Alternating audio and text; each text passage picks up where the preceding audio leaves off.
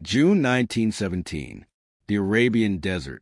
A lone figure in flowing white Arab robes rides across the scorched landscape, leading a force of Bedouin warriors toward an impossible target. He is a 28-year-old British intelligence officer who has transformed himself into a legend. The Arabs call him Lawrence. The British call him an eccentric genius. His enemies call him the English devil.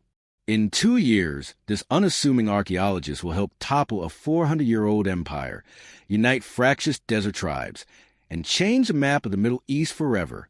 He will blow up trains, capture cities, and become one of the most famous spies in history. But the price of his success will haunt him for the rest of his life.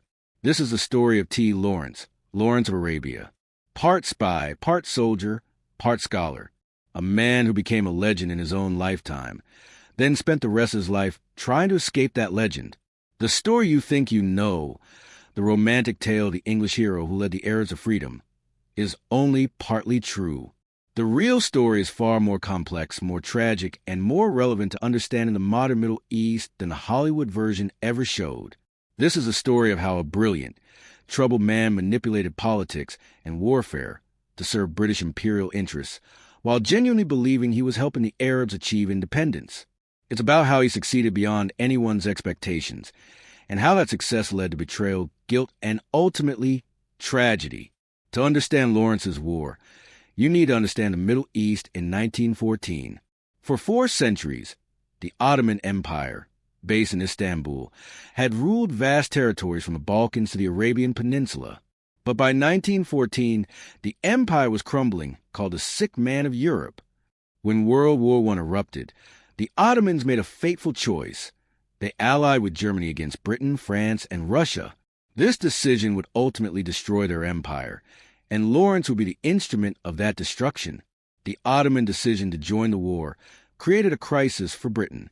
The Suez Canal, Britain's lifeline to India, was now threatened. British forces in Egypt faced Ottoman attacks from Palestine and the Sinai. And across the Arabian Peninsula, the Ottoman Sultan claimed authority over millions of Muslim Arabs. Britain needed allies in the region, and Britain found them in an unlikely place, among the Arab tribes who chafed under Ottoman rule. The stage was set for revolt. All it needed was the right man to light the fuse. That man was Thomas Edward Lawrence.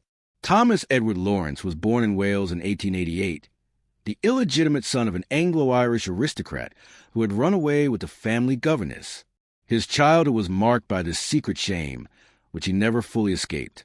He was small, just 5 feet 5 inches, slight, and awkward in social situations. He didn't drink, smoke, or show interest in women. He was by all accounts an odd boy, but he was brilliant.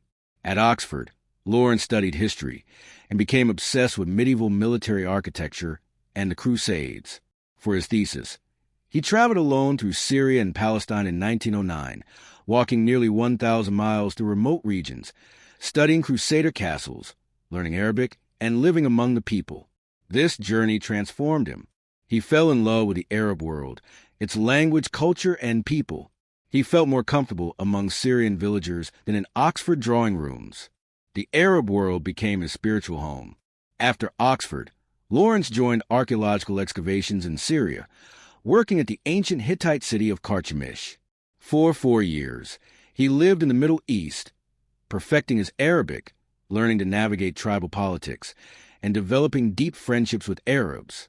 But the archaeological work was also a cover. Lawrence and his colleagues were conducting intelligence gathering for the British military, mapping regions that might become battlefields if war came with the Ottoman Empire. Lawrence was already becoming a spy. When war broke out in 1914, Lawrence was called back to England and assigned to military intelligence in Cairo. He was given the rank of second lieutenant and put to work making maps and analyzing intelligence reports. It was desk work, boring and frustrating for a man who craved action.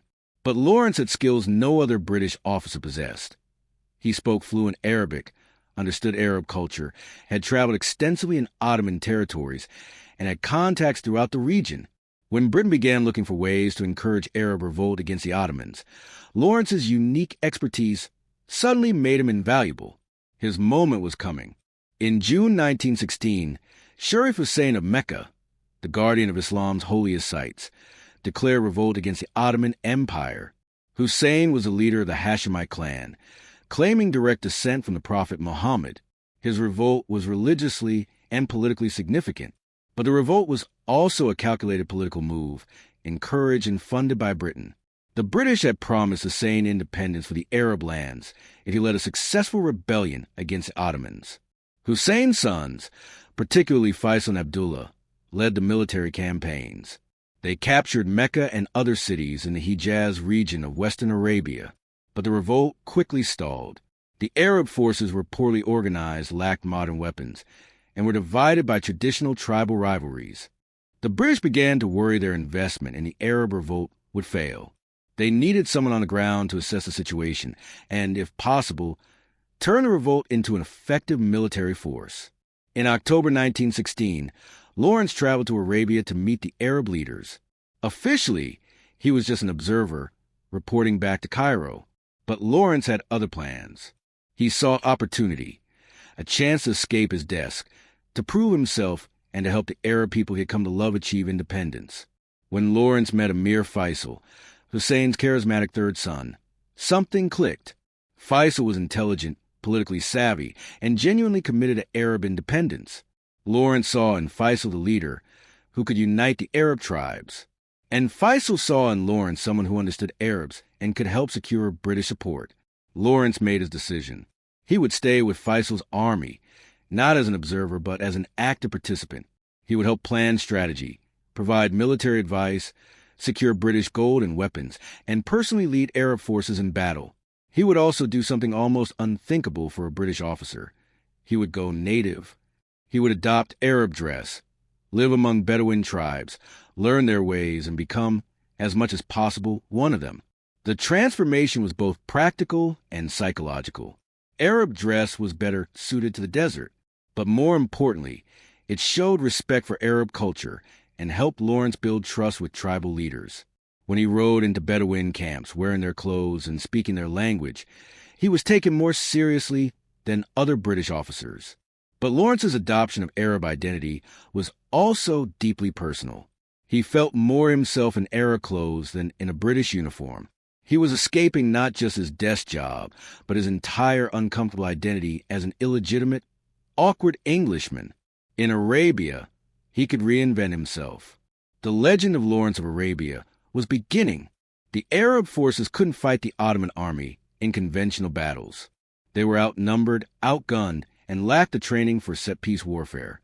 Every time Arab forces tried to attack Ottoman positions directly, they were defeated. Lawrence understood this. Drawing on a study of military history and his understanding of Arab culture, he developed a completely different strategy: guerrilla warfare. Lawrence's strategy was revolutionary for its time. Instead of trying to capture and hold territory, the Arabs would remain mobile. Instead of attacking Ottoman strongholds, they would strike where the Ottomans were weak. And most importantly, they would target the Hijaz Railway, the vital supply line that connected Ottoman forces in Arabia to their bases in Syria and Turkey.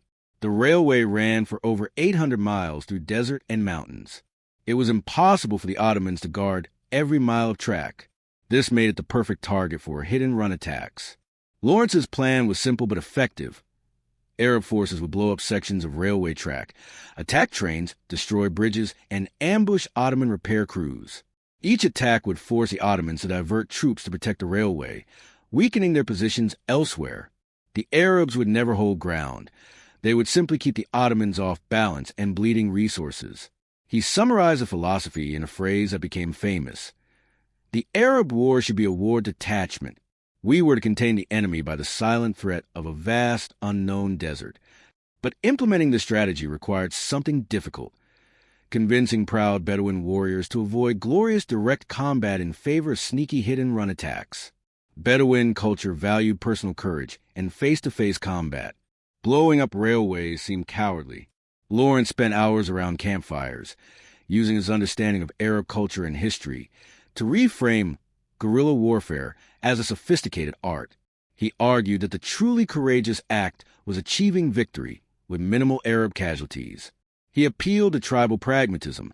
Why sacrifice lives unnecessarily when cleverness could achieve more? Gradually, the Arab leaders accepted his strategy, and it would prove devastatingly effective. The first railway raids were small-scale experiments. Lawrence and a handful of Arab fighters would ride to an isolated section of track, plant explosives, and detonate them after they retreated to safety. The explosives were provided by the British military: gun cotton, electrical detonators, and time delay fuses. Lawrence became expert at calculating exactly where and how to place charges for maximum destruction. The early raids were successful beyond expectations. Not only did they disrupt Ottoman supplies, but they had a psychological impact. Ottoman commanders never knew where the next attack would come. They had to spread forces thinly along hundreds of miles of track, making them vulnerable everywhere. And the raids boosted Arab morale. Bedouin tribes that had been sitting on the fence, unsure whether to join the revolt, saw that the Arabs could hurt the Ottomans without suffering heavy casualties. More tribes joined Faisal's cause. But Lawrence wanted something more spectacular, something that would prove the Arab revolt was a serious military force. He needed a victory that would resonate across the Arab world and convince the British High Command that the revolt deserved more support. He found his target, the port city of Aqaba. Aqaba was a strategic Ottoman port on the Red Sea, heavily fortified with guns facing the sea to defend against British naval attack. But Lawrence had a different idea: attack from the desert, where the Ottomans least expected it. The plan was audacious to the point of madness. Lawrence would lead a small force on a massive loop through the desert, hundreds of miles through some of the most inhospitable terrain on Earth, to approach Aqaba from behind, where its defenses were weak. In May 1917, Lawrence set out with Sharif Nasir and a core group of about 40 fighters. Their route took them to the Nafud Desert, a sea of red sand dunes considered nearly impassable. No army had ever crossed it. The heat was killing. Water sources were few and uncertain. For weeks, they rode through the burning desert. Men and camels suffered from thirst and exhaustion. Several times, they nearly turned back. But Lawrence pushed forward with a determination that bordered on obsession. Along the way, Lawrence performed one of his most important roles: recruiting tribes. He visited Bedouin camps, distributed British gold, made promises, and used his reputation and rhetorical skills to convince tribal sheiks to join the attack on Aqaba. The force grew. By the time they approached Aqaba, Lawrence commanded several thousand fighters. The small raiding party had become an army. In early July, the Arab army descended on Aqaba's outer defenses. The Ottoman garrisons in the hills around Aqaba were taken by complete surprise. Most surrendered after token resistance. On July 6, 1917, the main Ottoman force in Aqaba surrendered without a major battle. Lawrence had captured a strategic port with minimal casualties. It was a stunning victory that proved the Arab revolt was a serious military force. But there was a problem. The Arabs were now stuck in Aqaba with no supplies and no way to communicate with British command. Someone had to cross the Sinai Desert to Egypt to report the victory and request support. Lawrence volunteered. With a small escort, he rode 150 miles across the Sinai in the scorching heat, reaching British lines near the Suez Canal. He walked into British headquarters unannounced, still wearing his filthy Arab robes, and calmly reported that he'd captured Aqaba. The British officers were stunned. This odd little man, operating independently with Arab forces, had achieved what British armies had not: a major victory against the Ottomans. Lawrence was promoted to major. The Arab revolt was now taken seriously, and Lawrence became famous. With Aqaba as a base, Lawrence intensified the railway war.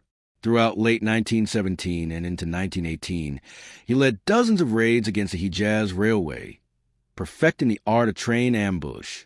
Lawrence developed a systematic approach. His teams would mine a section of track, then hide in ambush positions. When an Ottoman train passed over the mine, the explosion would derail it. As Ottoman soldiers scrambled out, Arab forces would attack, seize supplies, and retreat before Ottoman reinforcements could arrive. It was dangerous work. Turkish soldiers fought back fiercely. Lawrence was involved in close-quarters combat multiple times, shot at, nearly captured, and wounded on several occasions. This wasn't the clean, romantic warfare of legend. It was brutal and bloody, but the strategy worked. By early 1918, the Ottomans were forced to dedicate thousands of troops to protecting the railway, troops that couldn't be used to fight the British army advancing from Egypt into Palestine. Lawrence's guerrilla campaign was tying down an entire Ottoman army without ever fighting a conventional battle. The raids also yielded valuable intelligence. Captured documents, interrogated prisoners, and observed troop movements gave British command crucial information about Ottoman strength and intentions. Perhaps most importantly, the Railway War gave the Arab revolt credibility. Tribes across Arabia could see that the revolt was winning. The steady stream of victories, captured equipment, and plundered supplies attracted more fighters. The Arab army grew from thousands to tens of thousands. Lawrence had become the most effective guerrilla commander of World War I. But success came at a psychological cost he didn't anticipate. War changed Lawrence. The scholar who loved Arab culture found himself ordering men to their deaths. The idealist who believed in Arab independence found himself manipulating tribal politics with British gold. The man who valued honesty was living a lie, because Lawrence knew a secret that haunted him.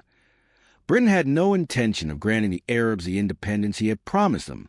While Lawrence was fighting alongside the Arabs, British and French diplomats were secretly negotiating the Sykes-Picot Agreement, a plan to divide the Ottoman Middle East between British and French colonial control after the war. The Arab kingdom Lawrence was promising to help create was already being carved up by imperial powers. Lawrence learned of Sykes-Picot in 1917. He was devastated. He believed, perhaps naively, that Britain would honor its promises to the Arabs. Now he knew he was a tool of imperial policy, lying to men who trusted him. He considered resigning, going home, telling the Arabs the truth. But he didn't. He rationalized that perhaps if the Arab revolt was successful enough, if Faisal could establish facts on the ground by capturing territory, then maybe Britain could be pressured to honor the original promises. It was a desperate hope. So Lawrence continued fighting, all while knowing he was probably helping to create a disaster. The psychological burden was enormous. He began to hate himself for what he was doing. There was also the physical trauma. In November 1917, Lawrence was captured during a reconnaissance mission in the town of Deira. He was beaten and, according to his later accounts, sexually assaulted by Ottoman soldiers before managing to escape. Lawrence never fully described what happened at Deira, but it clearly traumatized him. Some historians question whether the assault occurred as Lawrence described it, suggesting he may have exaggerated or fabricated details. But there's no doubt something terrible happened that night, something that deepened his psychological wounds. After Deira, Lawrence was changed. He became more reckless in combat, as if seeking death. His leadership became more ruthless. The romantic adventure had become a nightmare. By September 1918, the Ottoman Empire was collapsing. British forces under General Allenby had broken through Ottoman lines in Palestine and were advancing north toward Damascus, the ancient capital of Syria and symbolic heart of the Arab world. Lawrence saw his chance. If Arab forces could capture Damascus before the British arrived, it would establish an Arab claim to rule Syria. It might be enough to overcome Sykes-Picot and force Britain to honor its promises. Lawrence pushed the Arab forces to their limits. They raced across the desert, attacking Ottoman rear guards, destroying retreating Turkish columns, and driving toward Damascus at breakneck speed. The advance was brutal. Lawrence later wrote that his forces killed retreating Ottoman and German soldiers without mercy, revenge for years of Ottoman atrocities against Arabs. Some historians believe Lawrence ordered or participated in massacres of prisoners. The glorious revolt had become savage. On October 1st, 1918, Arab forces entered Damascus ahead of the main British army. It was a triumph. Crowds celebrated in the streets. Faisal was proclaimed king of Syria. The Arab flag flew over the city. Lawrence had achieved what seemed impossible just 2 years earlier. From a revolt that almost failed at birth, he had helped create an Arab kingdom stretching from Arabia to Syria. But the triumph was hollow. Lawrence knew that British and French forces would soon arrive to assert control. He knew that Faisal's kingdom existed only because British guns allowed it to exist. He knew the betrayal was coming.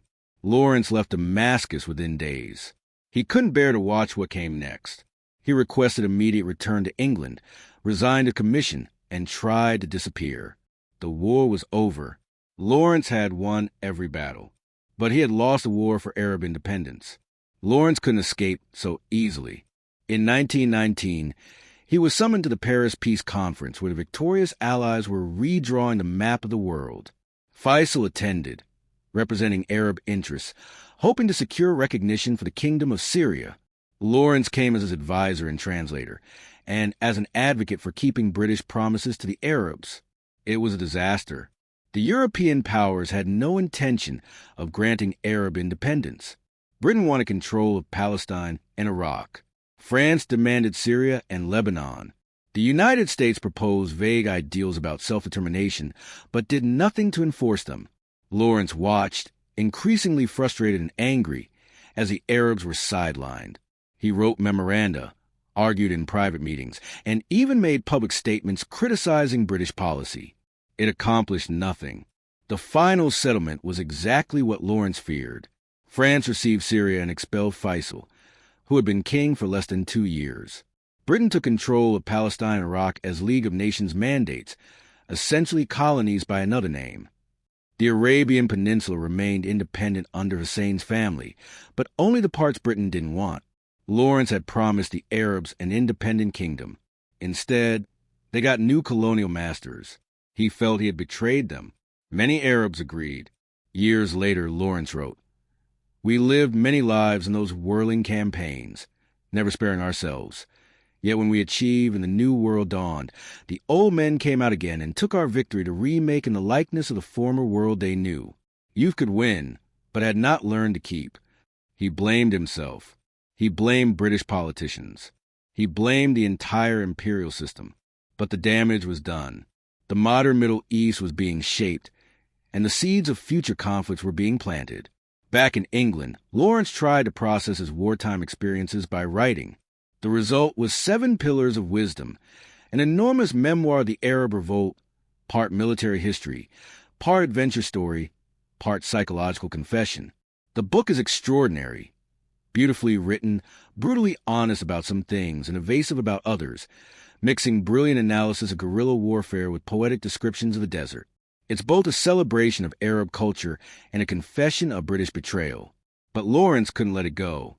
He revised obsessively, destroying drafts, rewriting entire sections. He printed private editions for friends, then rewrote it again. The book became a torture device, forcing him to relive experiences he wanted to forget. When finally published in 1926 in a limited edition and 1927 in a public edition as Revolt in the Desert, the book made Lawrence even more famous. Critics hailed it as a masterpiece. Readers were enthralled by the adventures.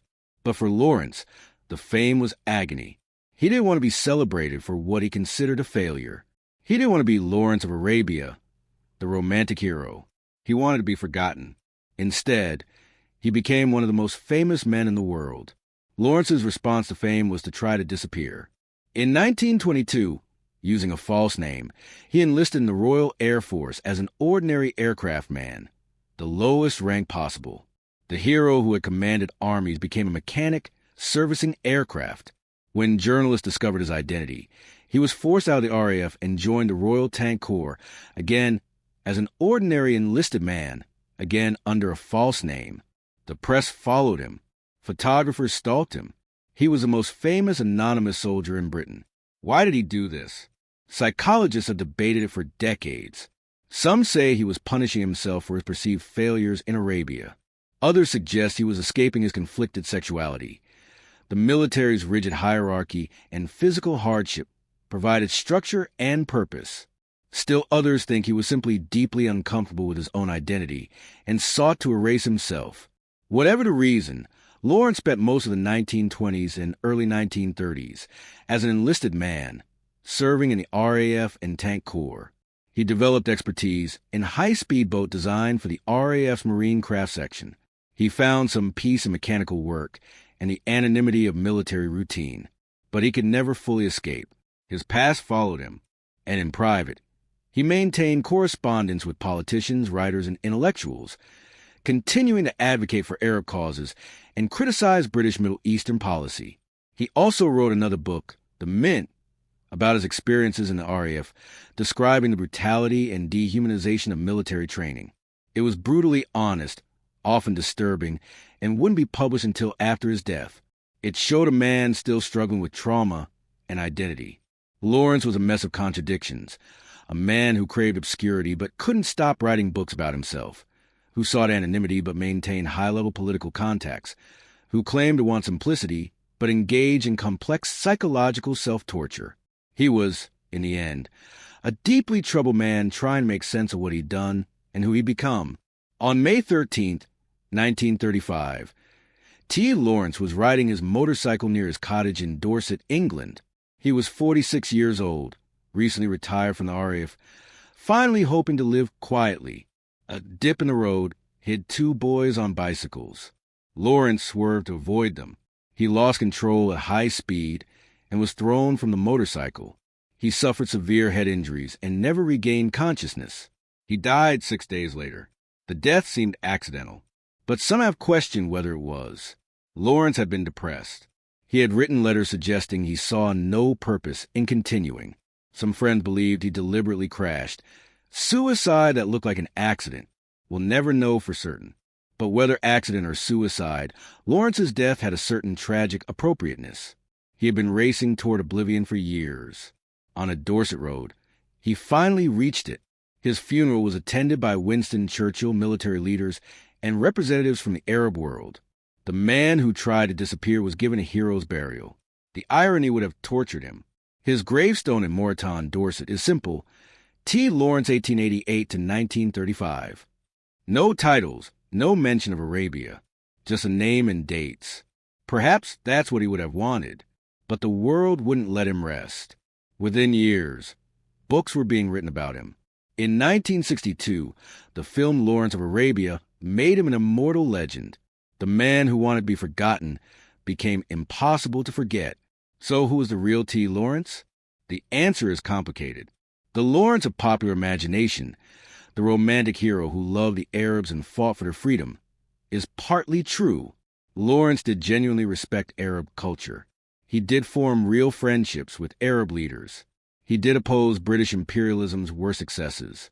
His advocacy for Arab rights was sincere, even if ultimately futile. But this romantic version omits uncomfortable truths.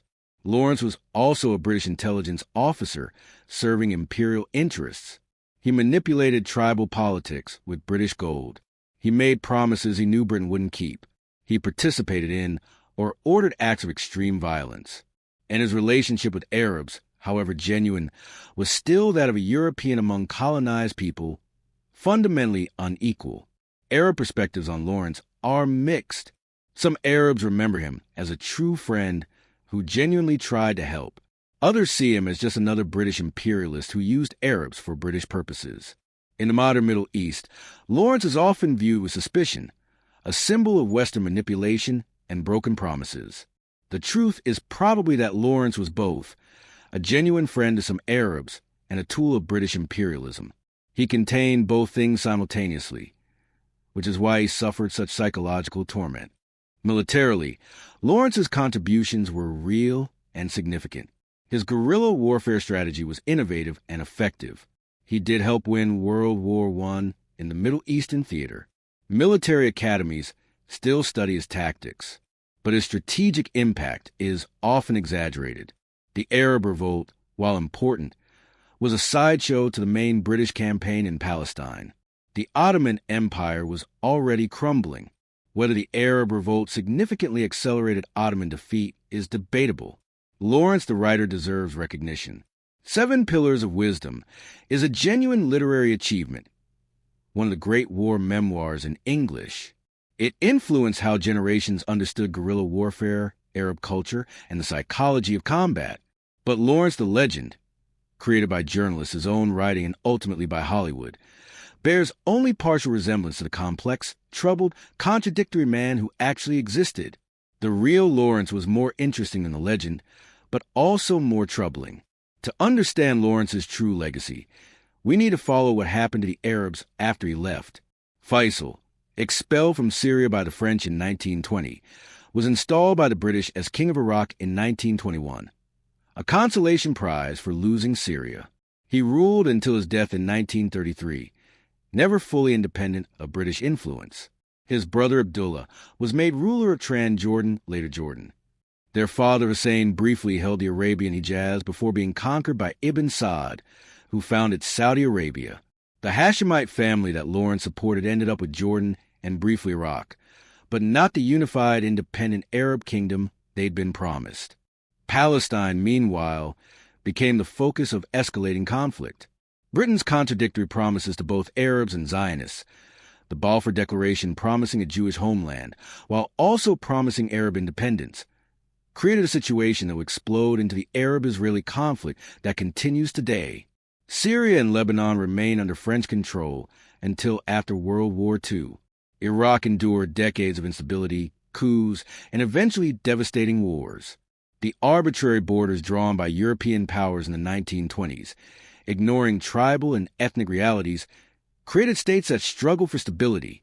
Many historians trace modern Middle Eastern instability directly back to the post-World War I settlement that Lawrence witnessed and tried to prevent.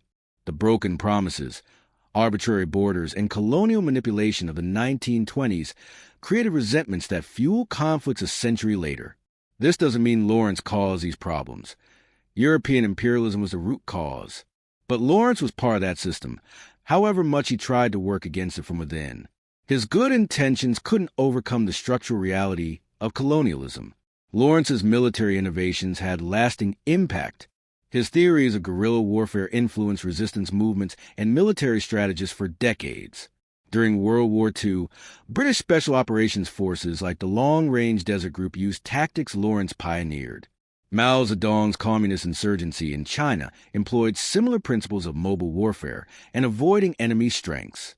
Che Guevara studied Lawrence's writings.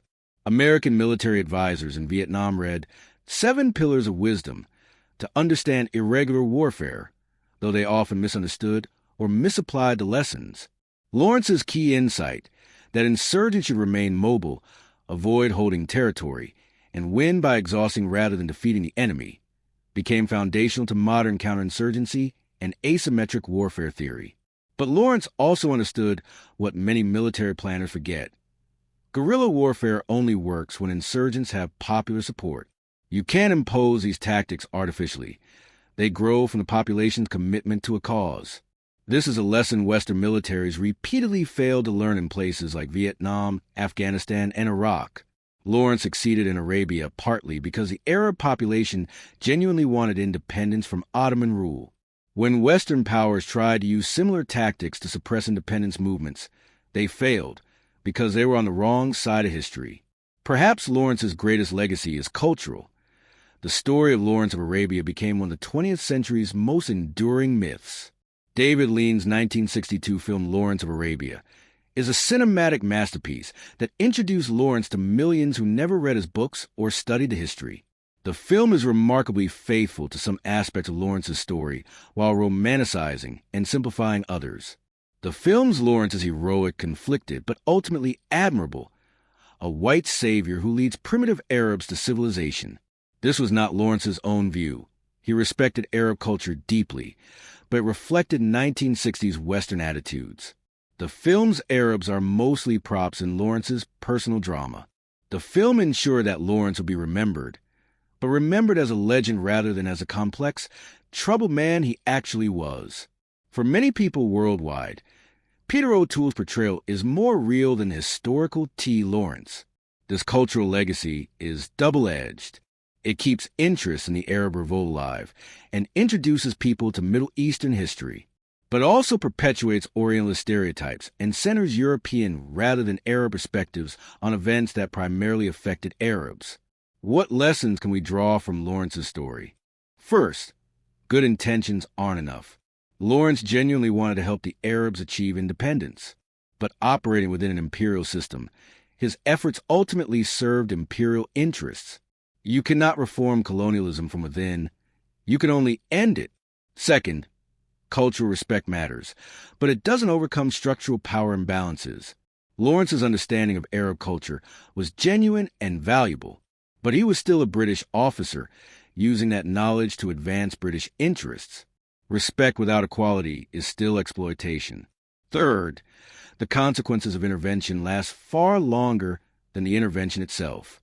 Lawrence's campaign lasted less than 2 years.